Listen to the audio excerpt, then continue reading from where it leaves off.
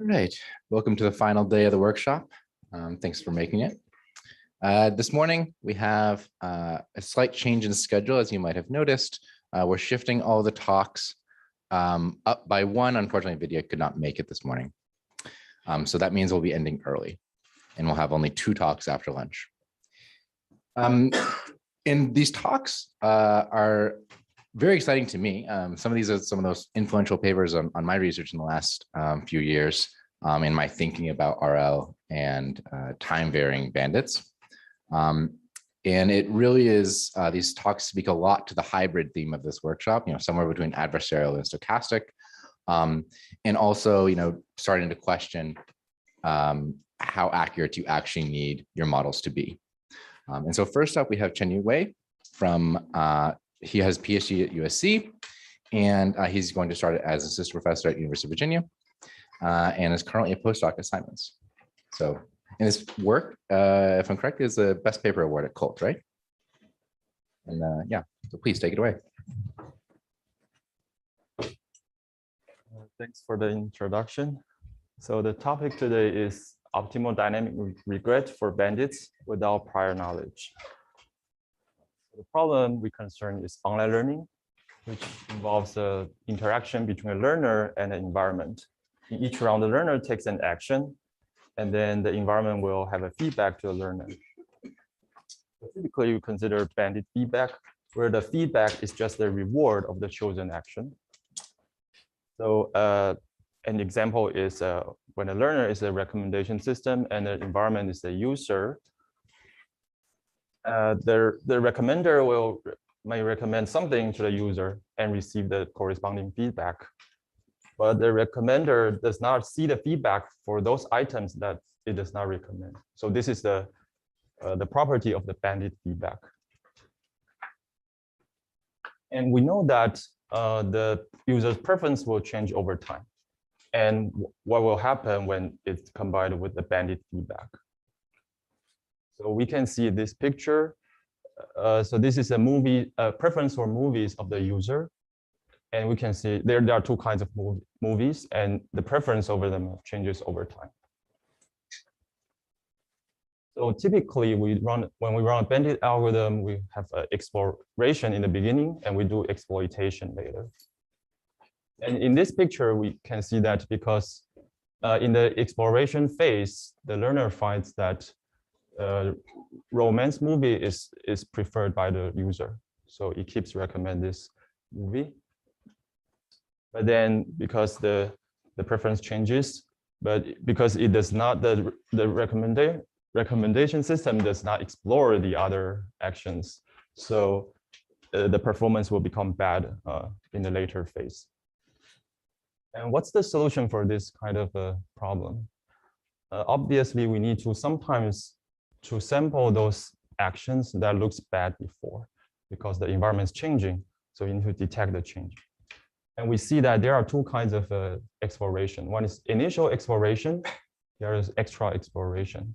So in the initial exploration, the goal is to resolve the uncertainty.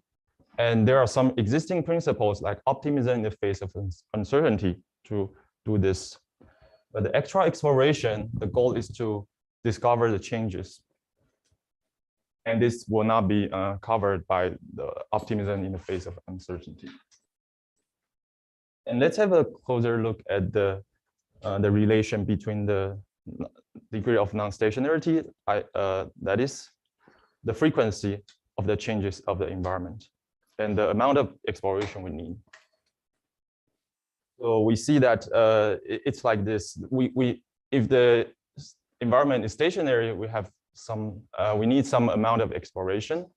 But when the environment is more and more non-stationary, we need more exploration. The extra part is called exploration. The challenge is that how do we use the right amount of exploration without the prior knowledge on the degree of non-stationarity? If you cannot pick the right amount, you may suffer over-exploration or under-exploration. And they both hurt the performance. And this is actually a challenging problem that we will discuss today. We first see the multi-on bandit problem with non-stationarity. the problem formulation is like this. You have k arms. Every time the environment chooses a mean reward factor mu t, then the learner chooses an arm at, then learner observes the reward whose expectation is from mu t of at. And we define the dynamic regret as like this. So you can see that we compare the reward of the learner with the best policy or the best arm every time and see the difference. Clearly, if the environment is changing arbitrarily, this can be linear in T. So we need to have some regularity quantities to help us bound the dynamic regret. One typical quantity is S, which is like how many times the mu T vector changes. And the other is V, which quantifies the fine-grained amount of change over time. And it has been shown that the tight dynamic regret, a lower bound is like minimum between square root ST and V 1/3 T 2/3.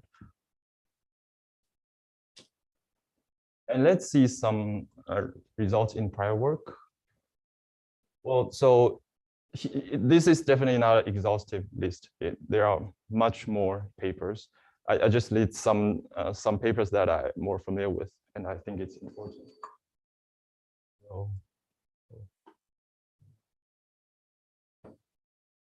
So you can see from the first row, a square root ST bound is already achievable when you know S.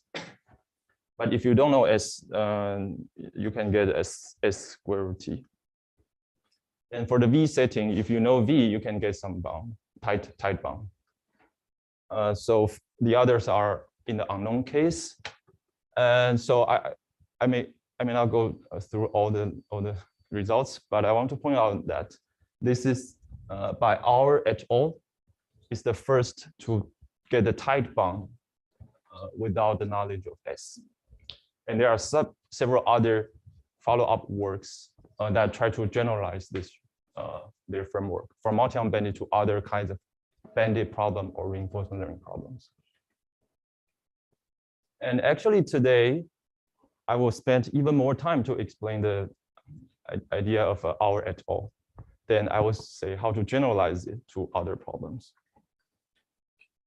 So they actually have two papers. The first is for 2-arm, and then they generalize it to K-arm. And then we have a paper that generalized their idea to a wide range of problems.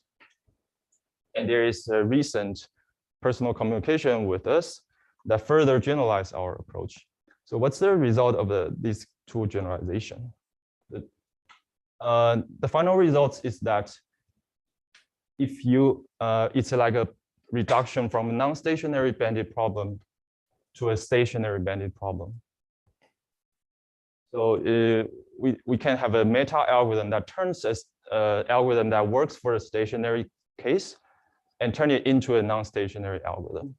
And if the input algorithm is optimal, the output algorithm is also optimal. This is a teaser to get we familiar with the problem. Which one is the most difficult to detect? Just to give you more information, the first is the case is like bad arm becomes good. The second is good arm becomes bad. And this third is both are changing.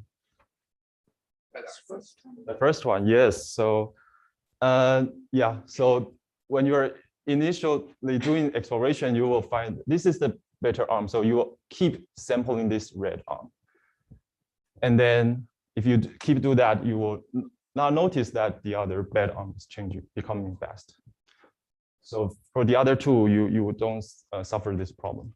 So only this one needs an extra exploration.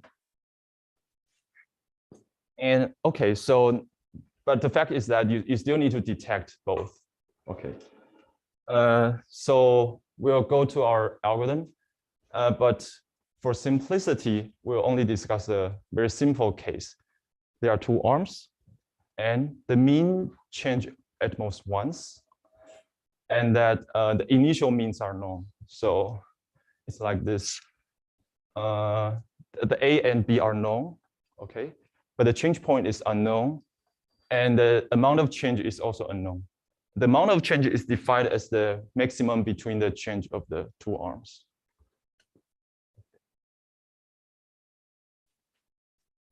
So let's see the template of our algorithm. Our algorithm will look like this. So this is just, again, the timeline and the mean of the arms. So in our algorithm, most of the times, because we know the initial mean, okay? So most of the time, we will just pick the arm that is best in the beginning, which is a red arm. But at times, we'll insert something called detection blocks, which is indicated by this yellow block. So in these blocks, we will uniformly randomly draw the two arms. And the goal is to re-estimate their means because they may change at some time. Okay. And if the learner successfully detects the change, he will choose the arm with the better re-estimated mean till the end. Okay, because only change once. Okay. So this is a very reasonable algorithm. Although we haven't decided when to insert the detection blocks. So what do we what's required for a successful detection? You can see that okay, there are 4 detection blocks, but the first 3, for some reason, it does not succeed. But the last one succeeds. So what makes a successful detection? I think the first is an easy one. The detection block needs to start after a change point. Otherwise, it cannot detect the change. And the second condition is that the detection block needs to be larger than 1/c². Recall that c is the number, the amount of change. And the reason is that if we want to estimate the mean up to an accuracy of c, then you need and only need roughly 1/c² samples. I think this is clear from like Hofding's inequality. Okay, so a successful detection block will have these 2 properties. And our regret will have 2 parts. One I call detection overhead. The other is non-detection penalty. So what is detection overhead? So it's just the overhead because you insert these detections and because you random draw the arms, so you suffer the loss of the bad arm. And non-detection penalty is because of the delay. So we basically draw red arm, and then before we successfully detect the change, in this part we are still mostly focused on the red arm. So this is the non-detection penalty because of a detection delay. And the key of the algorithm design is to smartly schedule the detection blocks to balance these 2 terms. So there are some trade-off. So let's have a closer view of the trade-off. Let's see. Again, so this is a challenging case that we see in the beginning. The bad arm becomes good. And let's see 3 different cases. So the change is large or change is small or even small and does not exceed the original good arm. So what would be a successful detection look like in the first case? Well, because the change is so big, the detection block need not be very long, right? Because it needs only to be 1/c². So this is good because we don't have much detection overhead. But because the gap is so big, so if you have a little bit delay, it incurs a lot of regret. So it has a high penalty per unit delay. Okay, so one is good, one is not good. And by delay, I mean from the change point to the beginning of a successful detection. In the second case, we need longer detection block. The gap is too small, it's smaller. but we have low penalty per unit delay. Okay, opposite. For a third case, there's no need to detect. If you want to detect, you need even longer detection block, but there's no need to detect it because you just choose your red arm, then it's okay. So what should be the design of our detection block? Let's focus these two cases. For the first case, what we need is probably shorter detection blocks, but more frequent.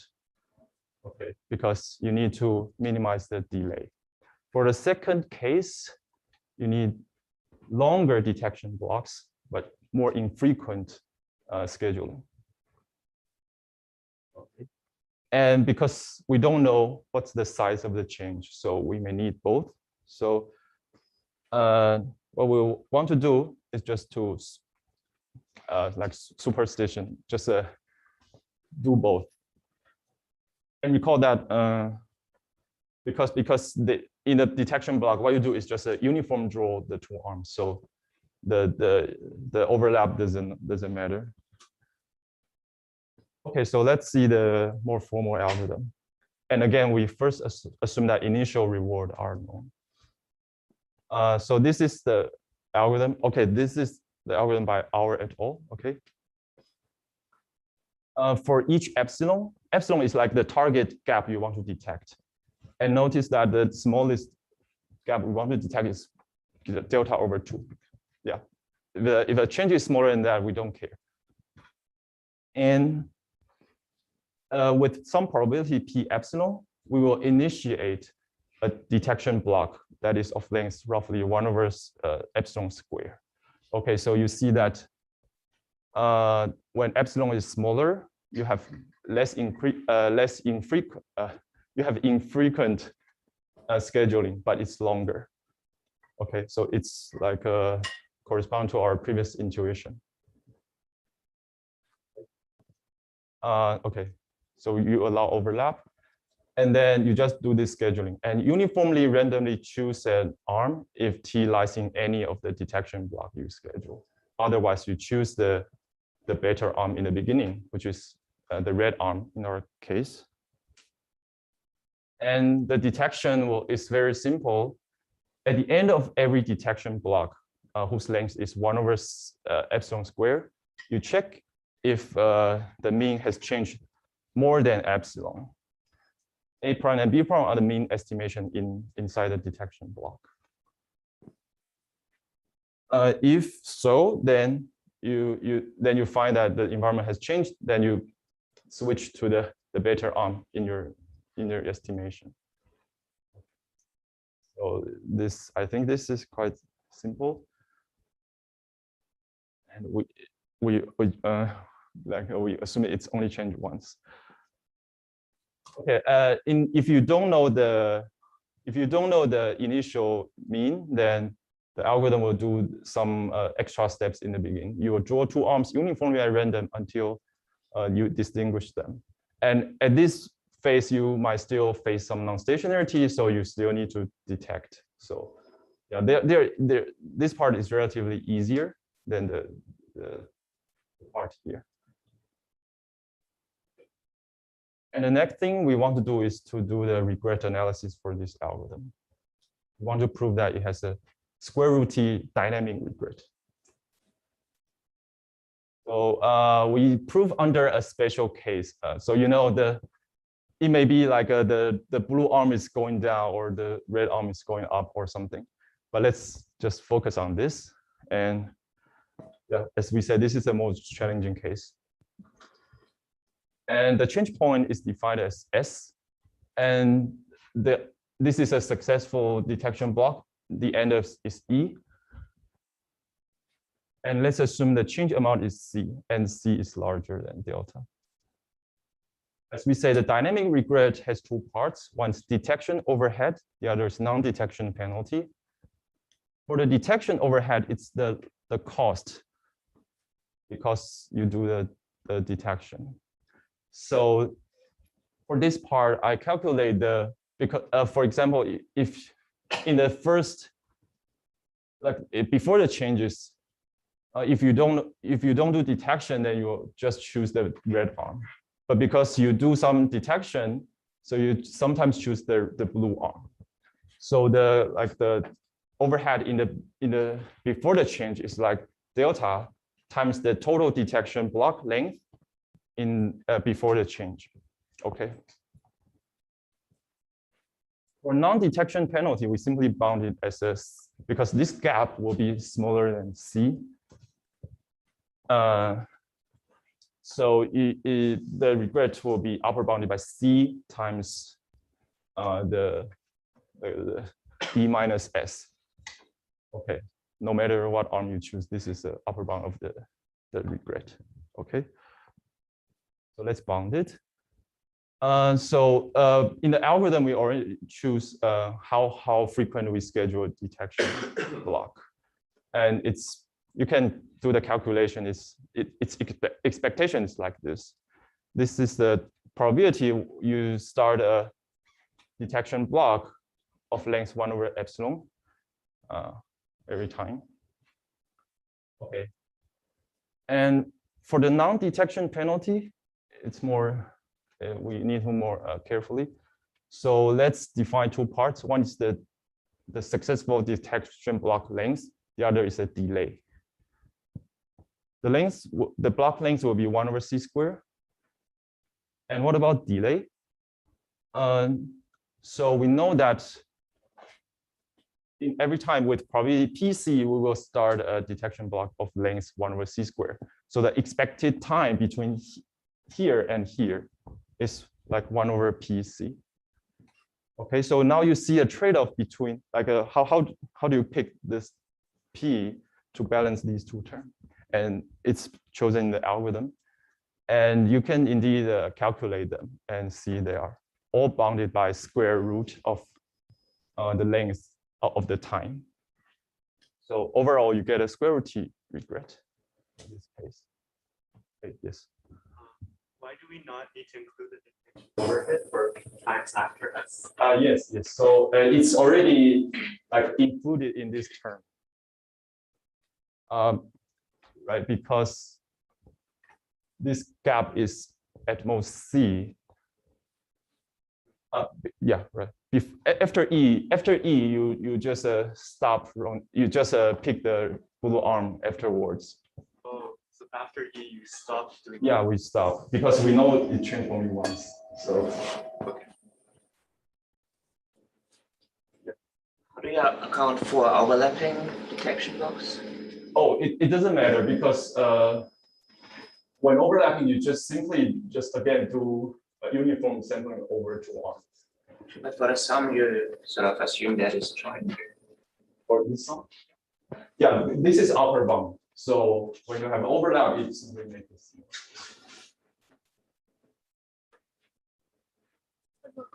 One more question. Yes. So do you aggregate the samples in the detection blocks together, or do you target to detect it within one block after the gene point? Just one. I don't get the question. Sorry. So like you initiate a detection block, and after a while, you may initiate another detection block. Do you add all the samples together, like aggregate them together? I think they're just share the samples, and you do averaging over its original period. Within so the block.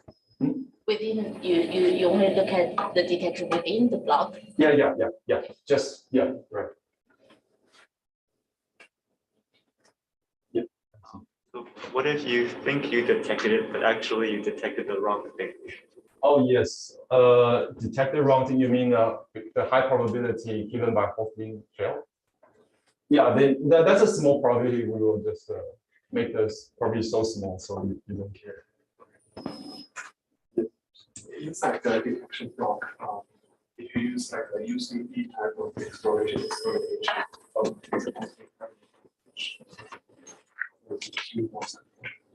Okay, that's a very good. So that will be like the next algorithm I would say. But this is an algorithm by Auer et al. It's actually not my algorithm. Okay. Okay, so let's go to Okay, so now let's move on to multiple change points, but it's actually the same algorithm. It doesn't change. I just changed the last line. So if you detect the change, then you restart the algorithm. That's all. So now we need to like a proof sketch for this for multiple change point for the same algorithm. It will be more complicated. So I only give a sketch. But again, we assume the initial reward are known. It's like the initial exploration is already done, and we know care about the extra exploration. So, and their length, the interval lengths are L1, L2, and so on. And we define Ci as the change of the arm in the interval I. And the change is compared to the initial reward. So it's not like comparing this and this. It's always comparing this and the initial reward. That's the change in interval I. So let's look at we classify the interval into 3 classes. The first is called ignorable. It means that the change is smaller than delta over 2. Again, in this case, the red arm will be better than the blue arm. So like the second interval is like ignorable because its change is so small compared to the beginning. Okay, so and the second one is a large change, but its length is small. So like the third interval is like undetectable. And why do I say this is undetectable? As I said, if you want to detect a change of order Ci, then you need at least this many samples. But the whole interval is even smaller than that many of samples. So it's undetectable. And the third one is detectable. And the first and the fourth are detectable. And let's define E as the time we terminate the algorithm and restart. Detection overhead, we will still bound it. And let me just say it's upper bounded by square root E. Or about non-detection penalty, if it's in ignorable intervals, then it's 0. The penalty in undetectable intervals are like change times the length of that interval. But according to the definition of an undetectable interval, this will be smaller than square root Li. Okay, yes. So I think I missed something basic. Why can we only restart once? Why is it a single time? Why do I don't restart once? In the algorithm? E is a single number. Why is that? Oh, okay. We only analyze this algorithm. Yeah. So after how is it? So we may sometimes decide to restart, and we will restart another same algorithm. I'm doing an analysis that is only up to this point. So, together. Yeah. If you can prove this bound, then the I is summing over this before this restart. Then if you do many restarts, just sum this over. And the most interesting case is in the detectable interval. The penalty is still like this. I think there's no problem. Anyway, there was a plot, but because you need to detect. If you want to detect a change for this interval, then you need at least this length. And if you really want to make a successful detection, then you have to initiate a detection block in this period, the purple one. So let me call this delay. Okay. And similar for the other. So our regret will be like this. And then, okay, this is smaller than square root LT just by the definition of the detectable. And with some proof, you sum the regret up. Or you can show that this aggregate, you sum over this delay. You can show that it's upper bounded by square root E. Yeah, I will not go to the detail. Okay, at the end, you get this bound. There are some, I think this is the most interesting part in the analysis. If you're interested, you can come to me. Okay, so up to this slide is the algorithm by Peter Auer, Gajane, and Ronald Ortner. So, okay, so now we want to generalize it to more general problems. So the more general problem, it actually looks like a bandit problem. So you have a policy set, environment choose a mapping in the beginning, and then you choose a policy and you get a reward of policy. And the dynamic regret is always comparing with the best policy. So this can capture linear bandit MDPs, episodic MDPs, or any other problems. So as I know, there are at least 3 papers that already try to extend their approach to other settings. So the first is by themselves, from 2-arm to K-arm. If you see this out, it's a very natural extension, but you have to maintain a good arm set and bad arm set, and do arm elimination from good set to bad set, and then try to detect the changes for all arms. So it's kind of complicated. And for the other 2 approaches, the extensions are based on an algorithm called I love 2 count bandits. It's for a contextual bandit setting. But the idea in these 2 papers are to maintain a distribution of our policies and control the variance of the reward estimators. And it's still like tracking the changes of all policies and using some optimization oracle. But this kind of approach is not applicable to other problems that I listed here. So we might need to have some other ideas. So let's rethink about the problem or the solution. We really need to track every policy's changes. In K-arm bandit, they try to detect changes for every arm. Actually, the answer, I don't know how to, it might be yes or no, but we can say that we only need to track 2 things. The first is that whether the best policy reward becomes high. And the other we want to care about is whether the learner's reward becomes low. This is really the 2 things you need to care about. You don't need to explicitly know which policies are changing by how much.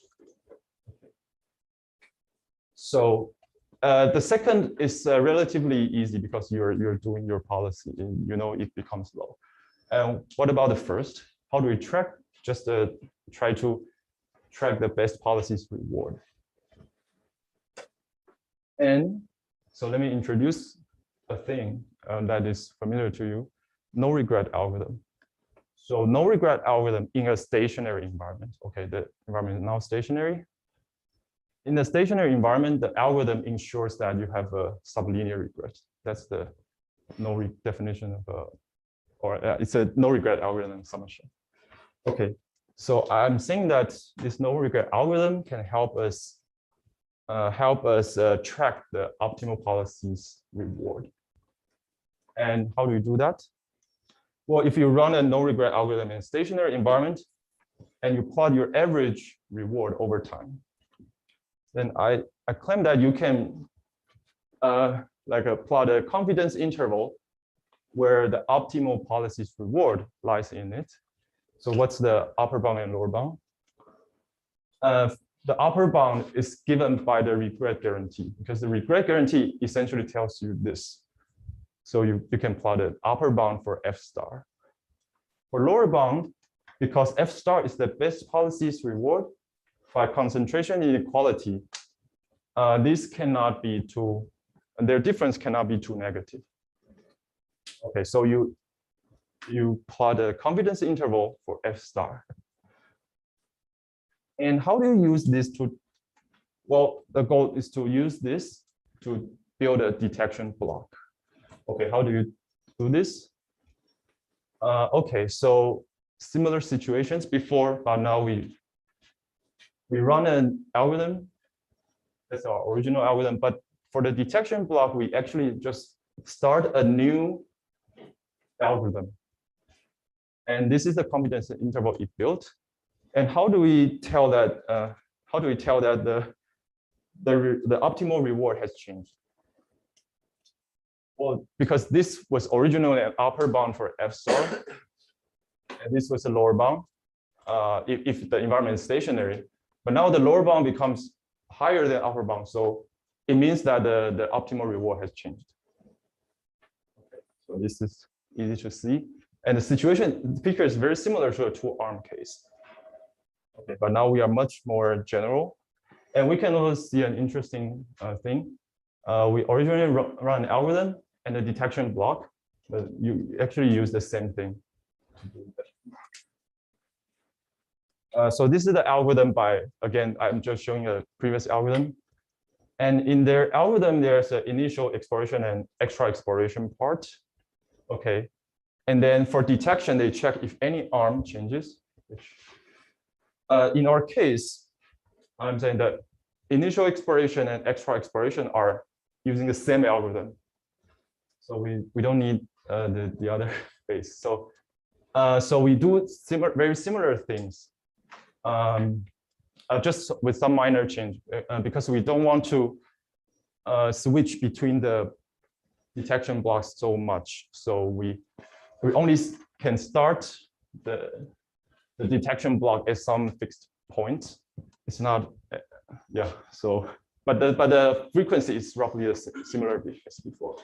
And now you cannot overlap between the detection blocks because they are different algorithms. So, but this is also simple to address. So this is original scheduling, but there are overlap. You always choose the smallest length to execute when there are overlap. And for a longer one, you pause. And the reason is that this shorter one, the goal of the shorter one is to ensure that you can quickly detect the large change. So you don't want it to be blocked by those longer detection blocks. You need to quickly detect the larger change. Okay. For the detection, for every base algorithm that we execute at round T, as we said, you can calculate an upper bound and lower bound. There are supposed to be an upper bound and lower bound for f star if the environment is stationary. But if it's violated, that means f star has changed. Then you do restart. In this step, we can detect. Yeah, basically you can detect whether ft star are changed or becoming better than before. Like, okay. And the other thing we still need to do is to detect whether the learner's performance drops. Okay, but this is again, this is relatively easier, and I omitted detail, but you still need to do this step. Okay, then I say here, this is a combination of my paper with this personal communication with, oh, by the way, Wang is Yining Wang in UT Dallas. Okay, so what's the combination? So I want to remark this. In our original paper, the condition for the base algorithm looks slightly stronger. The algorithm needs to output a quantity called ft tilde in every round, so that it can ensure two things. If you're familiar with a MVP algorithm or multi-arm Bandit algorithm, this is exactly the guarantee of a UCB styled algorithm. Okay, but what Yining proved is that you only need this no regret guarantee with high probability guarantee. If you have this and you calculate this ft tilde, then it will satisfy the UCB condition. So it actually means that the no regret condition is the same as equivalent to the UCB condition. So this make the reduction even more general in its appearance. Okay, so at the end, I want to just comment about. So today we only focus on this hard switching case. But if you want to handle the gradual change case, to get the bound depend on V, you need the base algorithm to satisfy a slightly stronger assumption. You need it to have regret bound for a near stationary environment. It's just saying that if the change in the environment is small by some quantity, then the algorithm still need to ensure this no regret guarantee plus this this extra quantity. Okay, but this still minor. All the algorithms we know still satisfy this condition. And as a summary, today I talked about 3 parts. The first part is the multi-scale detection mechanism by Auer et al. They are the first to solve to get a square root ST bound for bandits. And our contribution is to have a black box usage of their idea, and we can apply it to algorithms with UCB condition. And then last Yining proved that no regret condition implies the UCB condition. And finally, this last slide. There are some recent development for this related problem. So we have shown that we have these two without knowledge of S or V. Recent work by Abasi Yadakori proved that they improved it to S-best a number of times the best on switch. Okay, so it's smaller than S. And even recently, there's a paper that defines a significant shift that can subsume all these results. So there's an open question. Can we get this? But what is SC? SC is just how many times the regret comparator changes.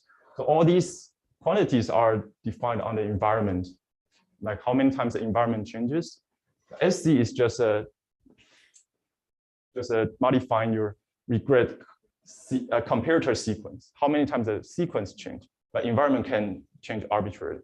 And clearly this will subsume all the other results. But there are some results for this related to this. First, the same algorithm by Auer et al. If you know SC, then you get this. Zhong et al. If you don't know C and you're facing an oblivious adversary, you get this bound with a penalty of T3/4. And a lower bound, an impossibility result is given by Marlov and Zimart. You cannot get this bound for any alpha if you don't know S and you're facing adaptive adversary. So this has a provable gap between the oblivious and adaptive adversary. And I think the interesting open question is whether you can get this bound without knowing SC and for an oblivious adversary. Okay. So that concludes my talk. Thank you.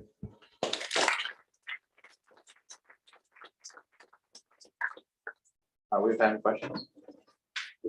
Does Yining's result, Yining's result extend to all of the settings that you were covering, or like essentially this no regret implies UCB condition? Does it extend to reinforcement learning and to other settings? Yeah. That's even better condition. Right? If you have an algorithm that has no high probability, no regret guarantee, then you can make it work for non-stationary setting.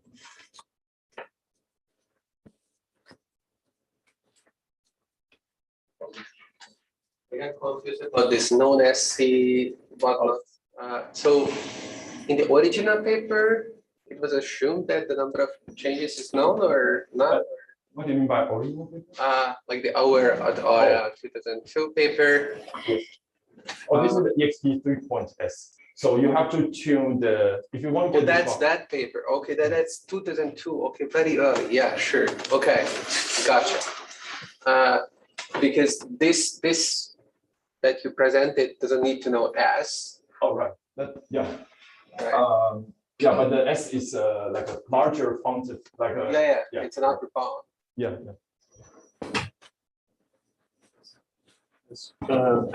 It seems like the algorithm is change detection. As far as I heard, there's also algorithm like sliding windows or discount memory kind of algorithm. So now, is change detection works better than blueprint or? Yes, so for a sliding window, again, I think people cannot figure out how to set the length of the sliding window. So it always needs to know how frequent the environment change to set the window length. Okay, let's not take the rest of the questions. Actually, break. And things bigger again.